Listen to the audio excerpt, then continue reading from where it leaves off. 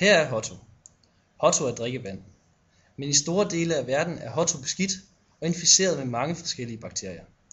På grund af Hotto har tusindvis af mennesker måttet lade livet. Men Hotto kan blive ren igen. Han skal bare igennem nogle rensende filtre. Et sådan filter kunne være dette. LifeStraw. Dette plastikrør indeholder en række filtre. De fungerer således. Hotto bliver suget op i røret.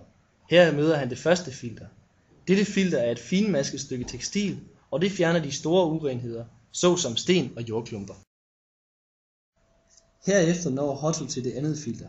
Dette filter er et endnu finere stykke tekstil end det første filter, og det fjerner de store klynger af bakterier, der sidder på Hotto.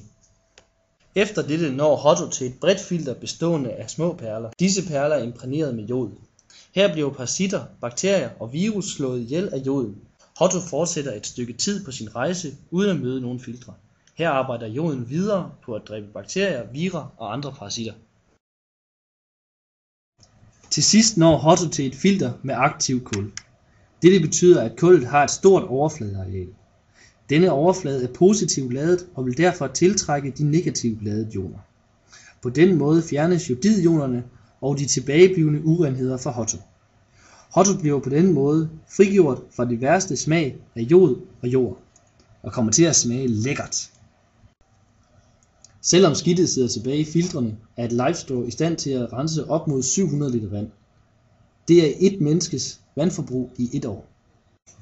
Nu er Hotto drikkeklar og ikke længere skyld i sygdom. Dog er Hotto endnu ikke helt ren. Han er blandt andet stadig ikke helt fri for de fleste tungmetaller. Nå, så jeg ikke lige der. Sådan fungerer LifeStraw, og man er stadig ved at udvikle på teknologi.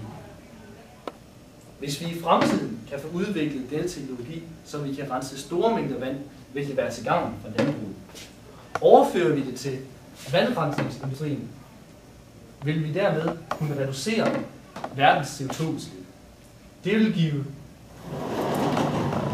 bedre vilkår for os i verden. Og på denne måde kan kemien hjælpe til at gøre verden til et bedre sted at leve. Jeg er slet ikke klar dertil. Vil det ikke være nemmere, hvis du kun kunne se det stykke, du skal læse? Jeg mumler der. Det kan jeg ikke lide.